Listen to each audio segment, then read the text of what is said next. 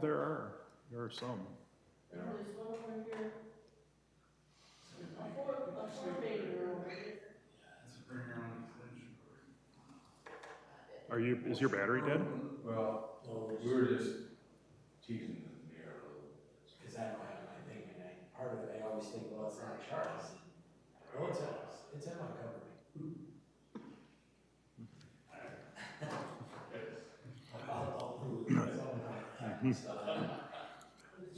I do have 7 o'clock. You ready? All right. Call the Staples City Council meeting to order. Start with the Pledge of Allegiance. Pledge allegiance to the flag of the United States of America and to the republic for which it stands, one nation, under God, indivisible, with liberty and justice for all. Good evening. Welcome. We'll get started right away with the approval of tonight's agenda. So moved. Second. With the modification of the removal of item number 5? Yes, please. Okay. So I have a motion by Mary. Is there still a second by Doug? Second, yeah. Okay, second by Doug. Discussion? Okay, not hearing any. All in favor? Aye. Opposed? Motion carried. Moves us to item 3, which is the approval of consent calendar, which is minutes of the previous meeting and payment of bills. So moved. Second. Motion by Roy, second by Mary. Any discussion? Okay, hearing none. All those in favor? Aye. Opposed? Motion carried. That'll move us to item number 4, and that's a presentation by Elizabeth Weifel. She's with Flaherty and Hood, and representing the Coalition of Greater Minnesota Cities, and we get to see her in person this time. Yay! So from here, fine? Yes. And I guess From the the podium question I forgot to ask you, did you all get copies yesterday that time of the reports? Yes. Okay, good. Okay, that was all. Great.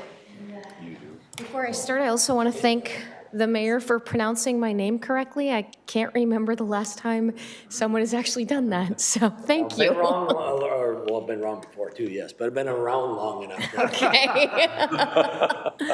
Great. Well, it is good to see you, at least all or most of you in person. Is there a clicker or should I just have you? Okay. Okay. Why don't we go to that first slide then? I think all of you know this because you're very long time and active members of the CGMC, but that number is actually wrong. And in fact, it's wrong by 2. We've Staples has been in the organization for a long time, but over the last couple of years, we really have been increasing membership. And I can't remember number 110, I think, was Proctor. And then this week, Madison, Minnesota joined. So we're up to 111 members. So continue to grow in cities of a variety of sizes. And I think what's good about that is it's been pretty geographically spread where we've been gaining membership, which then means it helps us, legislatively when we have people in different parts of the state. So, but issues we work on, LGA, property taxes, economic development, annexation and land use, which is going to be heating up a little bit this year, transportation, environment and energy, which is what I do in addition to annexation, and then labor and employment. It's been a really interesting year, as evidenced by my second attempt at this. I think that was crazy. You should have seen what it was like at the legislature. It is, I guess we're a little further removed from it, but, starting in February 2020 and up until this July, they met every single month. And let me tell you, you know how it is when you spend that much time with your family? Think about that at the legislature. After that long, I think, that probably did not help in getting things done. Folks got a little tired of seeing each other. But we were actively engaged on bonding that entire time. During the off months, worked on dispersal of federal funds and other priorities. We thought maybe the election might shift things up a little bit, but 2020, there was no real change in majority control, and a number of other things going on in the Twin Cities and throughout the state, like the governor's emergency powers made the discussions at the legislature even more interesting and probably dragged things out even further than perhaps they should have been. Legislating during the pandemic, these pictures are actually live shots of 4 out of our 6 lobbyists actively testifying during the legislative session. And Capitol was closed to the public. It did open up a little bit in June, but you couldn't actually get close to the legislators. House and Senate office buildings were closed that entire time. They're still closed. I have not been in the state office building or Senate office building since March 2020.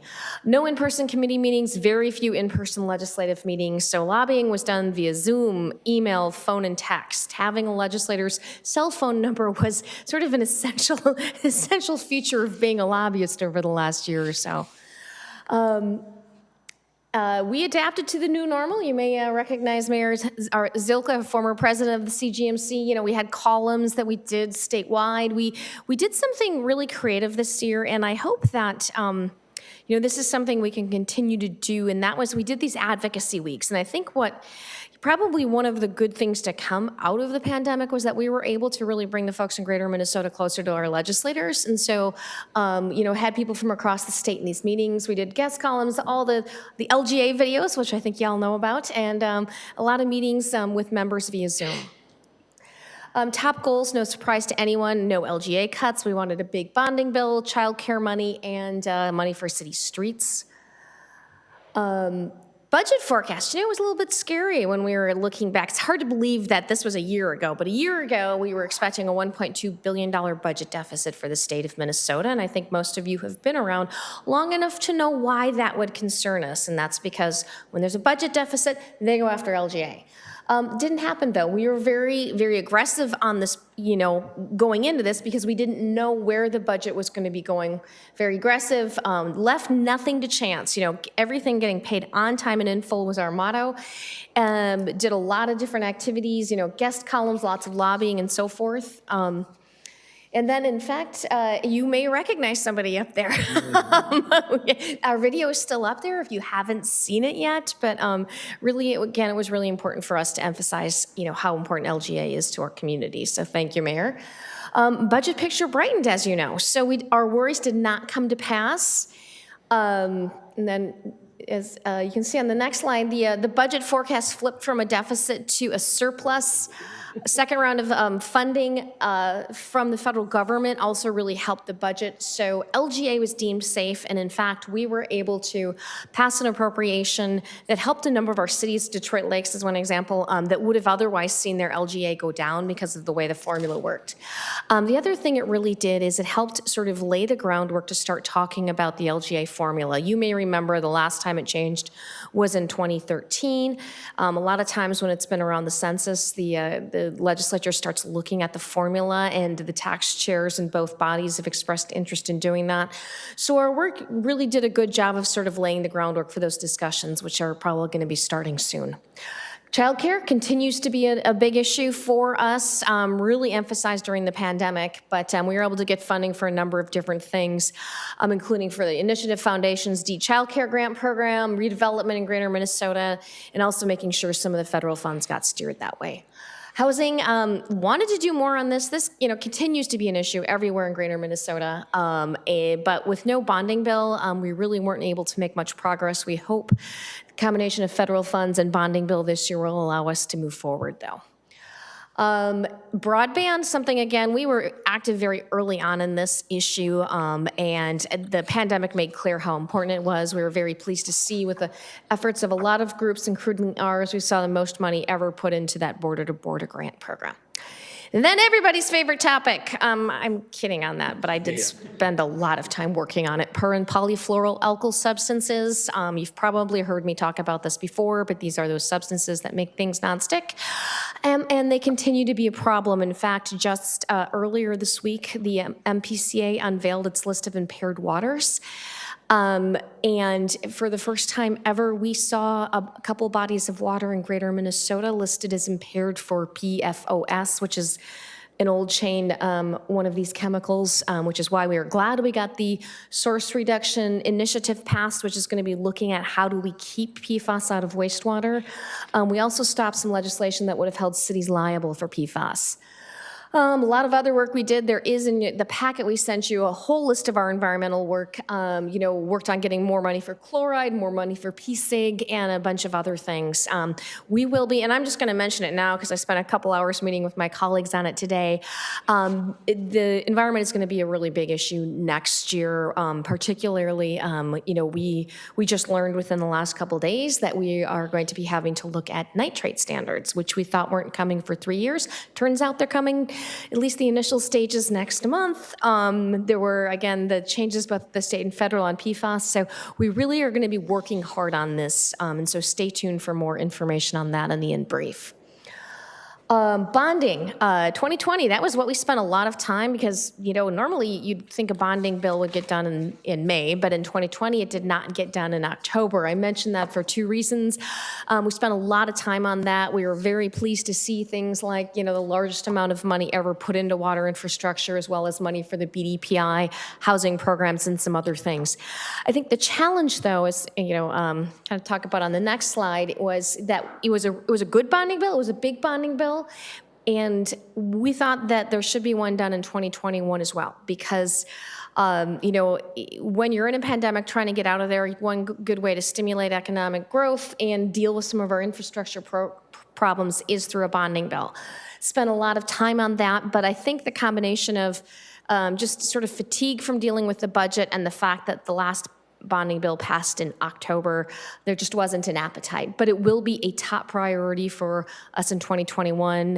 In fact, Bradley and I are meeting with some unions on Thursday, kind of talk about what they're doing, because we work with coalitions to try and make sure we get a good bonding bill. And then small city streets funding. As you probably remember, we helped create this program a couple years ago. I guess it's been about 5-6 years ago. We really want to get it fully funded. The challenge we run into is the challenge we run into with all of the transportation programs is that, the two sides, they all still haven't come together and agreed on how we should do permanent funding for roads. And until that happens, we're not going to get a permanent funding for any of these programs. But with some of the surplus that was out there, we at least put some money into the small city programs for 2022. You can kind of see, again, you got some money for Staples there. Obviously, we'd like to see you get more, but I think any little bit helps. But again, we want to make that a permanently funded program. As far as looking ahead to 2022, that will be here before we know it. We are already starting to lay the groundwork. Like I said, LGA is something we'll be working on. Large bonding bill is going to be a top priority. And as you know, they just passed a big federal bill, and that's actually one of the things I'll be working on reading either later tonight or early tomorrow. But we'll be watching to see how that plays out and make sure that as that money comes to the state, Greater Minnesota's getting some of that as well. We'll be watching redistricting because that's going to have a big impact. And then the other thing I'll mention is this is one of those years where it's not just all the legislators are up for election, but the governor as well. So that will make for some interesting politics. I'm hoping that means we get a good bonding bill out of that because no one wants to go to an election without a good bonding bill. So our fall conference is next week. If you're able to come, Legislative Action Day, tentatively in person. I'm really hoping that we're going to carry through on that. You may have heard that the House announced already that they are not going to be in person. Well, they're going to do their floor sessions in person, but they're not opening up the SOB and Capitol to in-person meetings. I'll be honest, there's been a lot of criticisms from a lot of folks, including myself on that. But we'll see if that changes before the session starts. I think, there's concerns about the continuing COVID pandemic, but they at least have said for now they're not going to be in person. Senate hasn't said what they're going to be doing. I'm hoping we'll be able to connect with folks in person, though, this spring. And again, thank you. Like I said, Staples obviously has been a long time and active member. We got the mayor on our website, and it's great to have all of you participate in this. Really why we're able to get things done is that we have great members, great cities like you. Jarrell's always there answering my questions and helping get information when I need it. It's cities like Staples that really help us get our work done. So thank you. If anybody has any questions. Well, if Senator Gazelka is running for governor, well, he won't run for reelection then. That's my understanding, because he did, as you may know, step down as majority leader in September, and Jeremy Miller from Winona. So my understanding is he's not running for reelection. I guess that, stranger things have happened. I tend to take him at his word, but he's also said that, I think he's planning to abide by the endorsement, so I don't know, timing-wise, doesn't give him a lot of, if he doesn't get the endorsement, I don't know that it gives him a lot of time. I don't know what's gonna happen with your lines, but what we do know is that, pockets of greater Minnesota have seen population loss. I don't think you guys have seen a lot of loss out here, but you haven't seen the same gains we've seen. I mean, if you look at Minneapolis, for example, they gained the equivalent of like what used to be the number you needed for a Senate district. And St. Paul didn't gain quite that much, but I think there's three legislative districts in St. Paul that have to geographically shrink because they're so much more dense and they've gotten so much more dense in population with the buildings. So we're just going to see what that means then is if those districts are shrinking in St. Paul, they're growing out here. So, it's possible he could be districted sort of in a very different way, and put together with other people. I don't know, and it's too early for, I think, to say who's going to get the endorsement there.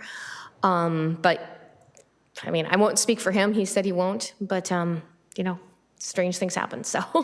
But he'd have to file by the time that you must file. Yeah, and I think that, I can't remember the exact timing of the two endorsing conventions. They do them both so that they're, so that you could file, and I know that, there have been people, like back in 2014, there was one person who ended up being my state senator who was running for governor, and gave up her House seat at that time, but then, so they endorsed somebody the next day to run for her seat. Okay. So It'll be interesting to watch. yeah, it really will be, and I think it's going to be really interesting to watch what happens again in terms of representation. It might be the way they draw the lines. It won't be as much of a power loss as we think. It's just too early to tell. I fully expect it's probably going to be done by the courts, because that's just the way things go in Minnesota. So, yeah. So I was watching a press conference today and, on the infrastructure, but the federal infrastructure.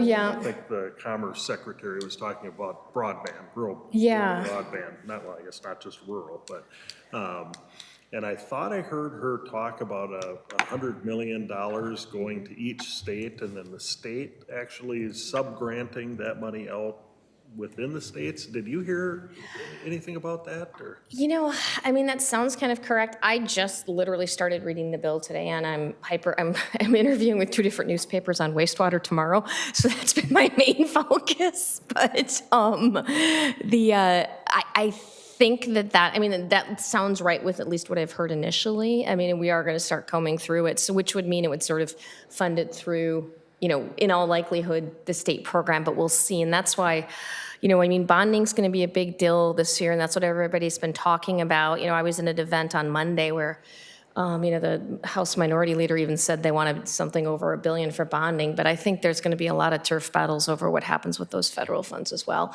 unless it's very specifically directed in the bill, and I haven't.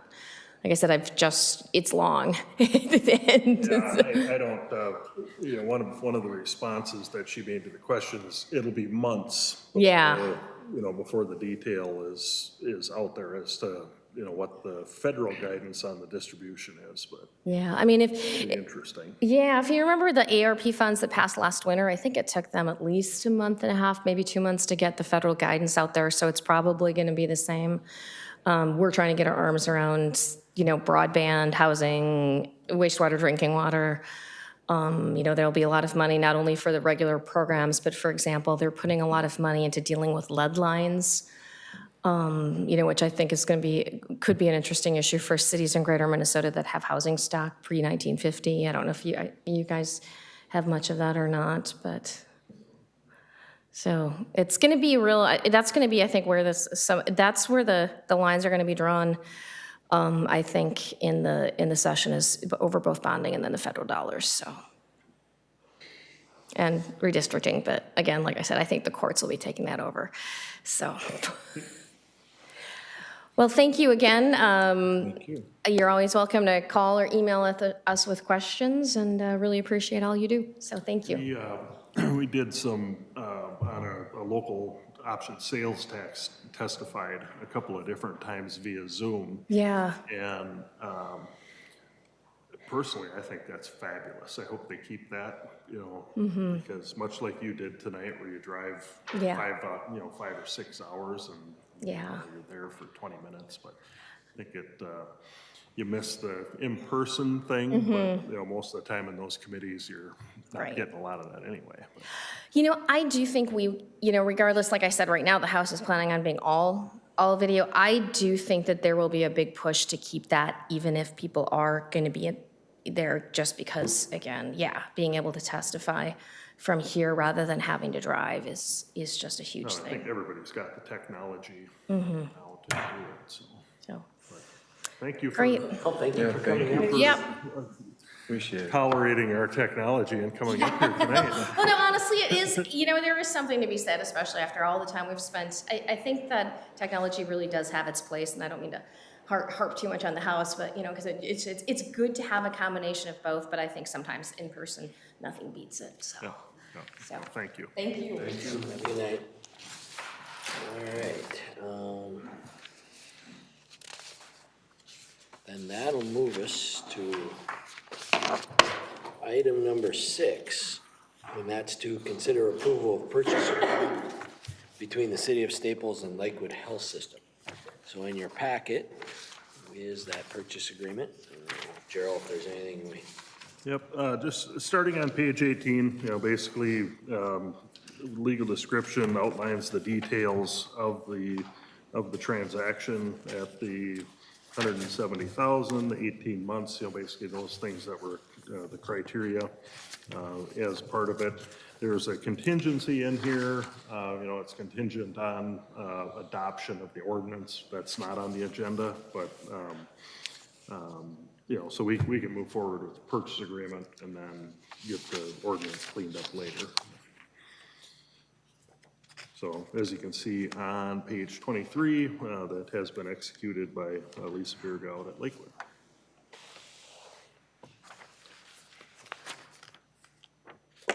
And with the purchase agreement with Lakewood Health Systems? All right, I got a motion. Is there a second? Yep. I'll make the second. So I got a motion by Roy and I'll second. Is there discussion? I just have one question. Wasn't the original offer, when we were in that phase, wasn't the original offer 175,000? No, Wasn't it? no, it was 170. Okay. So it was 170? Okay, any other discussion? Okay, hearing none, all those in favor? Aye. Opposed? Motion carried. And it'll move us to. And you'll note I abstained. Move to item number 7, and that's to consider purchase agreement for the purchase of Lot 3, Block 11 of the Searles First Edition. And that would be the 812 Second Avenue. Yep, starting on page 25, and we talked about this probably about 2 months ago, the Jerry Folk house at 812. So I'm working with Deb. We have a purchase agreement, purchase price at the 6,000 that we talked about before, basically as is. Obviously, our intent will be to remove that structure. So I would recommend approval of the purchase agreement, and we'll get closing moving as quick as we can. I'll move it. Second. Okay, motion by Mary, second by Doug. And this wasn't a tax forfeit one. That was the one that you two talked about. Good. Yeah, could have gotten, if it would have went forfeit, then it would have been a. Oh, yeah, it's a 4 or 5 year. Yeah. Yeah. Road, so. Okay, any other discussion? All right, hearing none, all those in favor? Aye. Opposed? Motion carried. That'll move us to item 8, That's to consider approval of Resolution 1857. That's to authorize to execute the Minnesota Department of Transportation Airport Maintenance and Operations Grant Contract. So this is something we do every couple of years. Basically, the state provides funding or reimbursement for things like some of the snow removal, any general maintenance out at the airport complex. And so I would recommend approval of the M&O agreement. Move 1857 resolution. I'll second it. Okay, motion by Doug, second by Roy. Discussion? Okay, hearing none, all those in favor? Aye. Opposed? Motion carried. Item 9 is to consider approval of tobacco licenses for 2022. It's like there's about 10 of them on the list. On page 37 in your packet. So what about the new holiday? They will have to come back to No, us? They're on here. What? Horton Motor Company. Oh, Or Yeah. Motor- oh, there's the holiday. I didn't see them at first. Yep.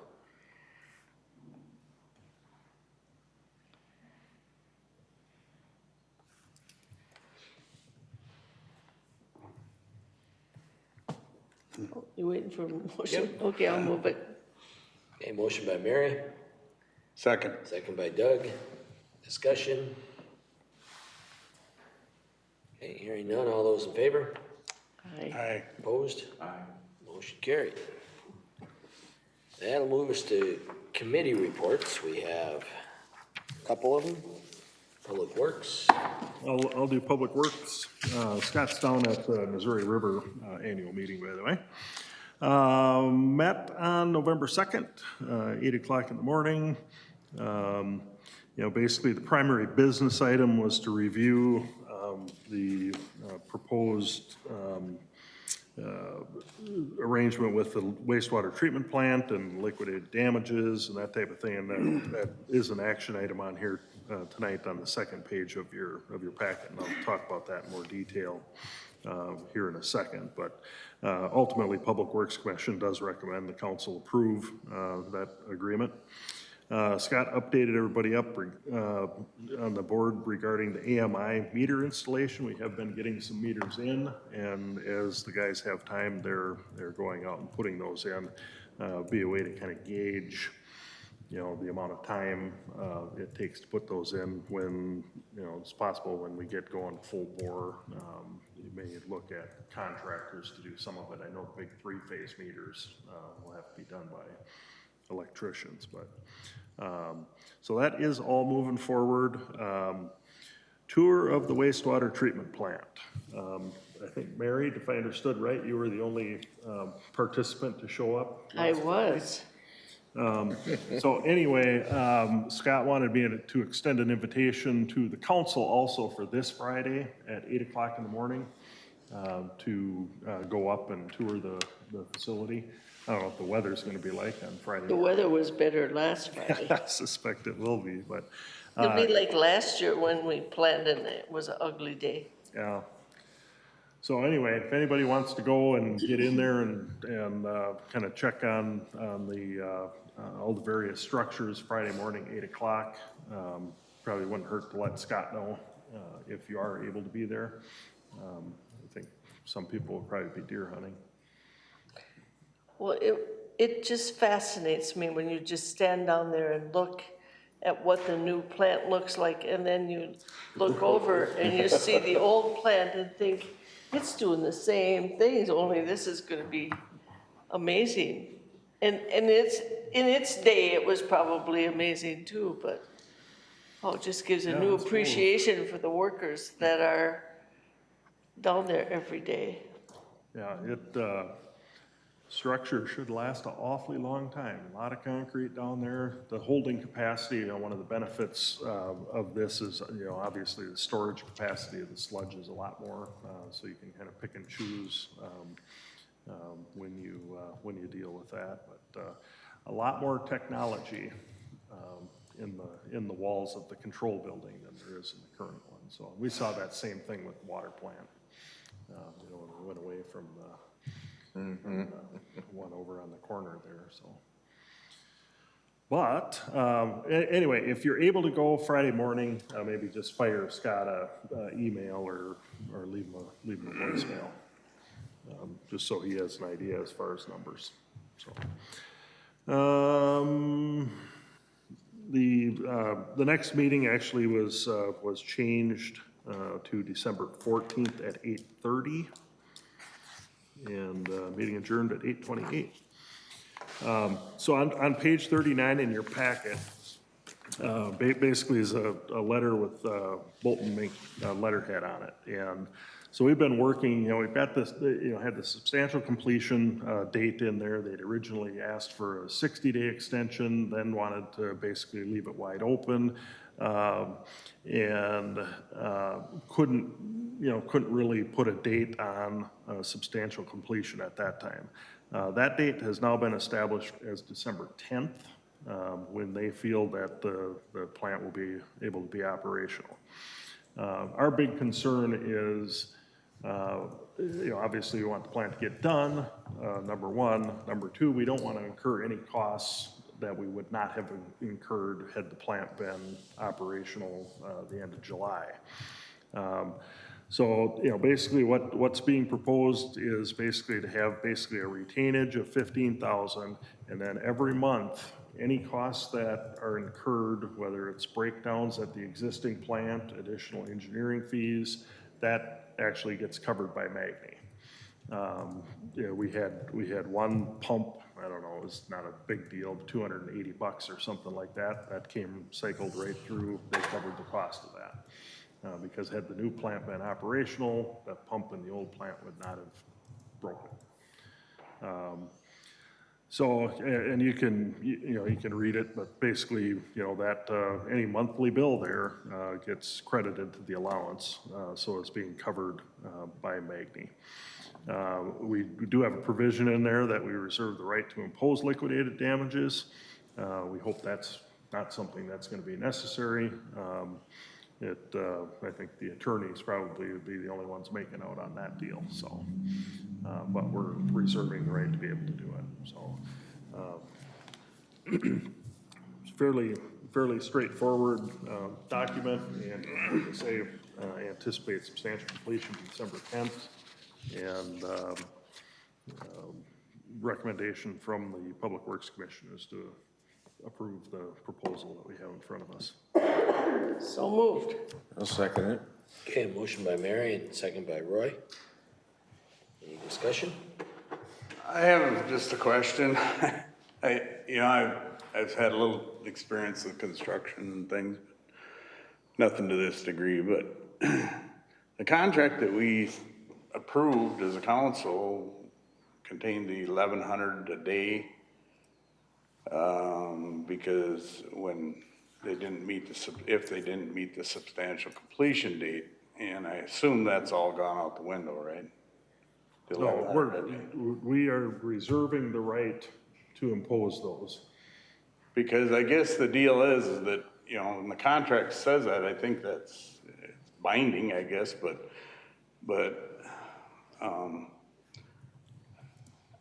I guess things can go wrong, but on the other hand, it's, it was what, July 15th or something was a substantial. July 31st.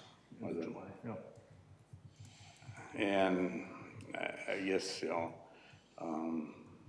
when it's in a contract, I would think it would be something that I don't think many people get a pass on that deal. Well, but that was before COVID, and if you can't get the supplies, you can't do the work. But it started long before COVID, the process did. And when COVID came around, the supply chain didn't just dry up, they can order parts ahead of time and have them available. I guess, if you do the math, it's like $100,000 and I don't know if we had any additional or any change orders, which I know they charge for that stuff, usually a hefty sum of money. I would think some of that might be considered too, as far as reparations for the missing the substantial completion date. you know, I guess $15,000 is a mere pittance compared to what they agreed to, you know, when they signed the contract. I guess you know, I just, Well, I mean, nobody wants to be the bad guy, but on the other hand. if I can respond to that, the 15,000 isn't liquidated damages. It's basically, we're retaining that.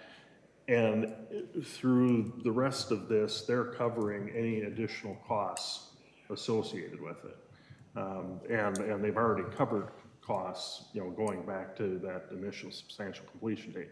But with liquidated damages, it's not a given that you get that. You know, there's an entire process to go through, and there's language in there that, you know, I think is fairly ambiguous, called equitable adjustments in the liquidated damages stuff. And we had some legal review on it, and they've had some legal review on it. And with the supply chain stuff related to COVID, there's no guarantee that the $1,100 comes our way. You know, and it'd be a long protracted arbitration type of thing. And, you know, as I explained to Public Works, my number one thing is that we have a good plant when we're done, you know, a good operating plant, and that we don't incur costs that we would not otherwise have incurred. And with the, you know, that I talked about that one pump, there's opportunity for a lot of other stuff to break that's a lot more expensive than a little pump. But with this, it doesn't cost us anything if that happens. You know, so I think it provides protection for the city to, you know, related to that liability of having that old pump online. But like I say, we're keeping our options open as far as liquidated damages if they aren't, you know, if they don't meet what they say they're gonna do at this point. Then the other thing is that I remember on the water plant, it seems like there was a considerable amount of issues and problems that arose out of that. It seemed like it ended up costing the city a fair amount of money for over time. Or it probably ran out about 5 years. I don't know, is there any, I know they had trouble with the mixing stuff, or the stuff that was putting chemicals into They had trouble the with guys are the sitting there. lime system. Their guys were sitting down there running that by hand for 24/7 for a while. I know that. That was back in, Yeah, they had, it was brand new. we did have issues with the treatment plant, yes, we did. I just didn't know. And, I don't remember who paid the bill on that. Cause I know we had the engineer back here talking with us, we had the pH problem and all that kind of stuff, and it was messing our water lines all up, which they should have warned us from the I feel they should have warned us from the very beginning, Right. but they didn't. Ron Selby wanted a pH at such and such, and when that happened, the pipes started messing up. So we had issues for 5 years or more. Yeah. As far as we still are, just don't know about it. Yeah. So I mean, you know, that's something else that I know we did foot some of the bill on it. Well, I'm sure we did. And I just don't, you know, I mean, if we, you know, maybe, I don't know, too late now probably, but. Well, I think, you know, that, you know, that concern or issue regardless of when the plant, you know, whether it was the end of July or December 10th, you know, that, I think that issue would still be out there, but, it's, you know, like I say, they're,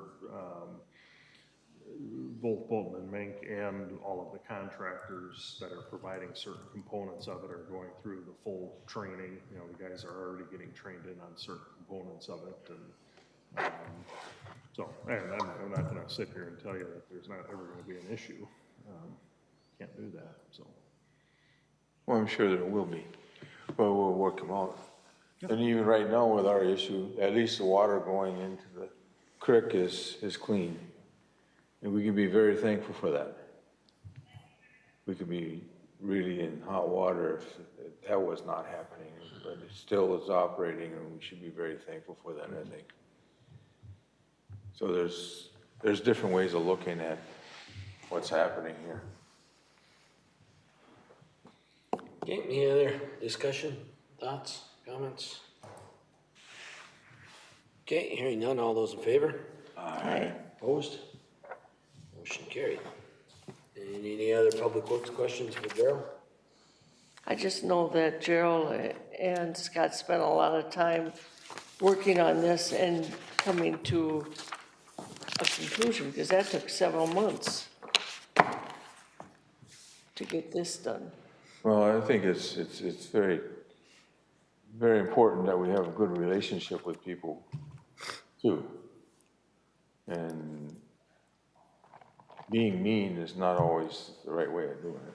No, but it's not being mean, it's. the letter of the law. It's The the letter of the contract law. that they signed, and I guess that's not, and I guess that's how, you know, I mean, we all enter into agreements in life, and sometimes they don't work out for us, but I guess, you know, and I'm not about being mean either to people, but sometimes you should, you know, when you enter into agreements, I just Yeah, wonder if they would, I wonder if they would be I that totally kind to us, understand that, you I know, do, You know, Doug, I understand that.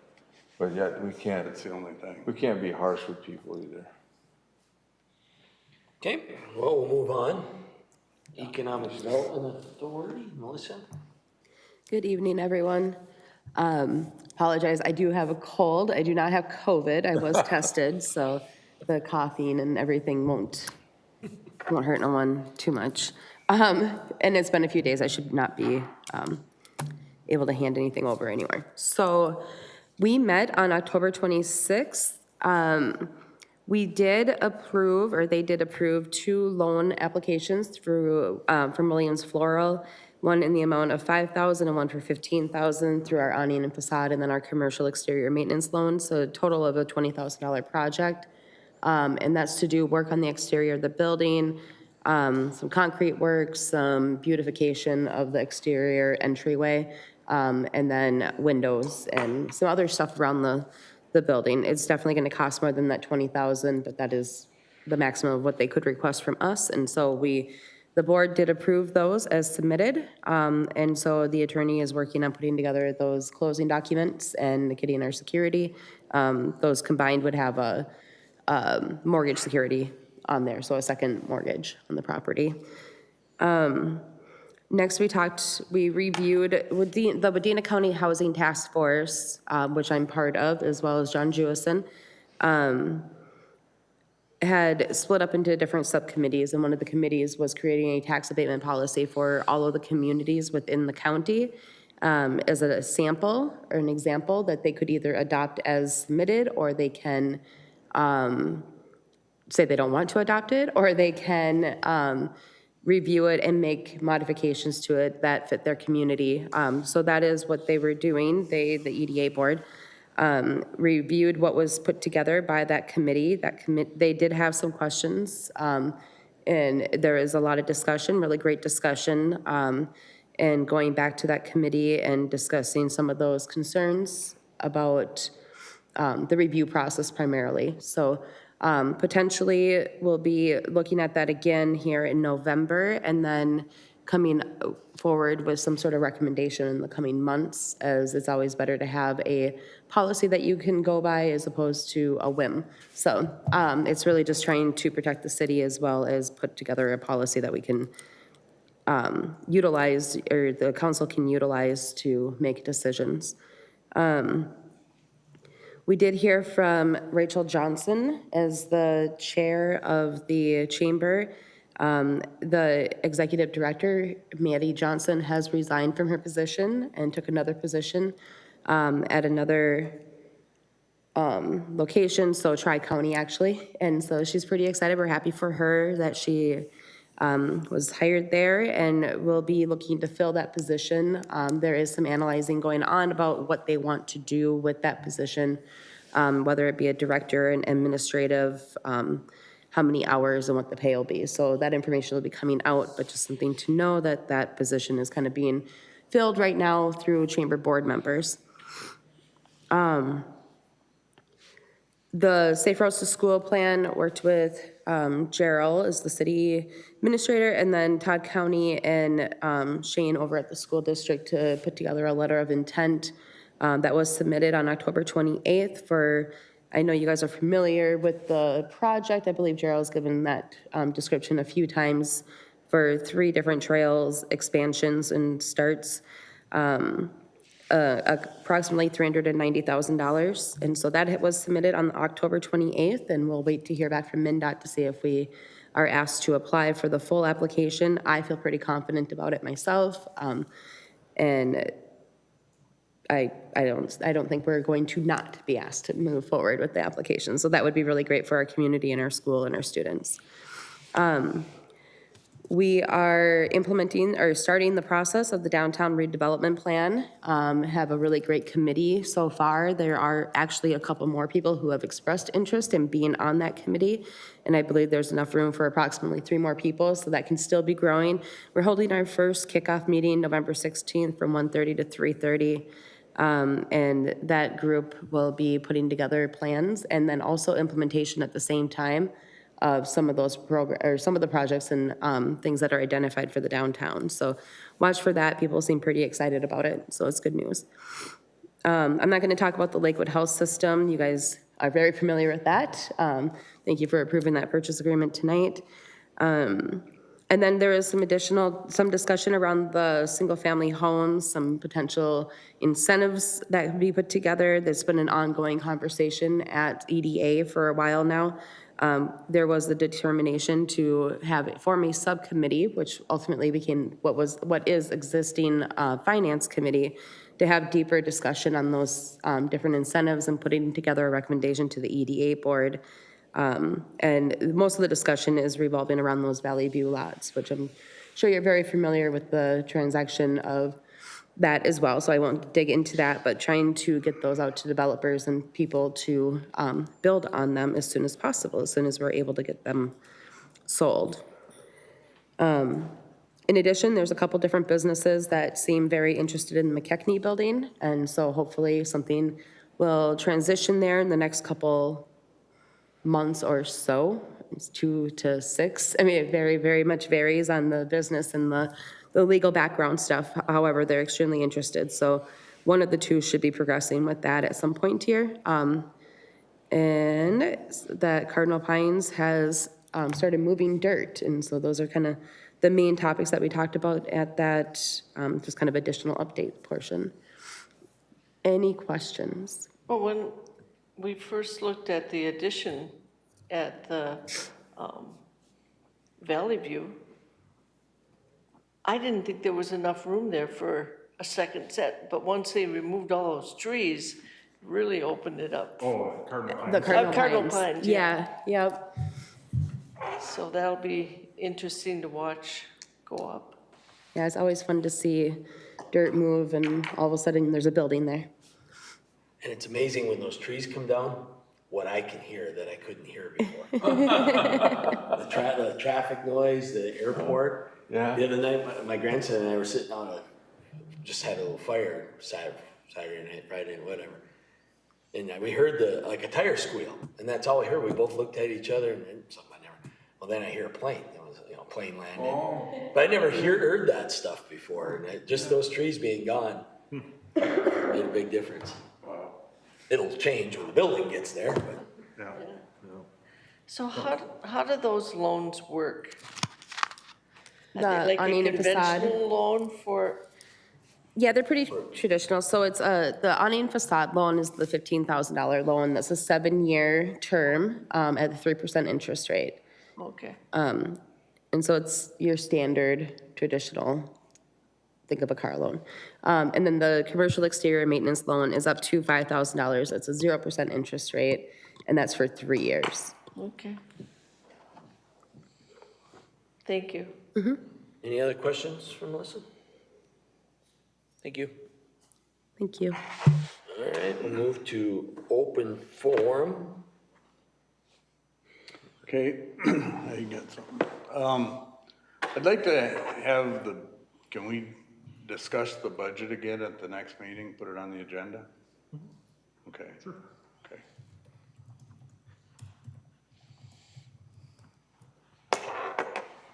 Anything else? Anybody? All right. We'll move to city administrator's report. Just wanting to keep the council updated on our software transition process to the Tyler Encode project. You know, Tara, Mercedes, and Darcy in particular have been spending a lot of time gathering information and getting stuff to Tyler. Last week, we had what they, maybe won't get the acronym right, but it's, you know, our current future state analysis. Is that, yeah, that's very exciting. You know, hours of video conferencing talking about our current processes. You know, everything from you get an invoice in the mail, what happens? You know, where does it go? How is the coding, the receipting, you know, all of that, and you know, so how we do it now, and then how do we want to do it, you know, with the new software so that they get it set up. There's a lot of automation type options on there. You know, questions like, okay, right now, you know, the basket of bills, you know, that everybody is so familiar with. You know, those invoices come in, they get coded, they get a list created for the, you know, for the board packet, for the council packet. A couple of council members come in, go through them, you know, sign off on them, and, you know, Tara gets them coded before that, so that after the council approves it, you know, tomorrow morning Mercedes will be, you know, poring over those, inputting them into the payable system, and you know, just different stuff that that we really haven't thought about with our current system. You know, do you want a list of the vendors and what the dollar amounts are? A lot of them are the same, you know, every month, and then with the ability to say, well, I want to look at the the earnings payment, you know, and still have it all there, but just have a list presented that people can go through and sign off, you know, on that list. That's one of the options that they provide in this software. So there's going to be a lot of things, and we'll, you know, as we progress here over the winter, you know, a lot of, you know, process type discussions that we're having internally, and you know, some of those obviously the council will come into play on for some of the stuff that you do right now. So, but it's pretty intense. It's going to be, you know, pretty intense over, you know, probably the next 6 months or so. A lot of time being spent by staff working on making sure that system is going to be up and running in time for all of our AMI and time of use and all that stuff. So then the only other thing I wanted to make the council aware of, I don't know when Beinhorn, as I still call them because I can't get it out of my head, started doing the City of Staples audit, but we were contacted by Mayor Porter Nelson the end of October, and I'll just read the letter. You know, Gerald, Mayor Etzler, and City Council across the United States, businesses are encountering problems with hiring and retaining employees. Mayor Porter Nelson is not exempt from this problem. We've been searching to replace lost professional staff for over 6 months without success. After much deliberation, we have come to the difficult decision to narrow the focus of our practice. Effective immediately, Mayor Porter Nelson, LTD, will no longer be performing any governmental audits. You should take steps to retain a new accounting firm. So we are going to be working on getting an RFP put together and getting that sent out to other firms that do city audits. Obviously, not good news, you know, from our standpoint. We've had a very long working relationship with you know, Beinhorn and you know, now Mayor Porter Nelson. They know our system, they know us, we know them. And with, you know, going into another year of a single audit, not the greatest time for this to happen, but I couldn't talk Chuck into doing it one more year, so. So anyway, that'll be kind of an end of an era, and hopefully we're able to, find another auditing firm, in that, kind of that same price range that provides the same service, so. It's interesting. FYI. That's too bad. Because it's always good to keep the business in our community, too. Yep. And the history is so hard for somebody else to, because I know we look at that at Lakewood too, and we've had a long relation with Whiffley, and then do you go out for bid? Well, are you dissatisfied with them? No. And the Tim Ritter that works with us can talk about audits from the day that he started and what's changed, and that's valuable as you're looking at what you're gonna do, but somebody else will come in and do a good job. Yep. Probably more- Transition. More costly. Well, that was my first thought. Yeah, don't know yet. All right, anything else, Joe? Nope. We'll end on that news. I move that we adjourn. I'll second. Motion by Roy and second by Mary to adjourn. All those in favor? Aye. Aye. Opposed? Adjourned.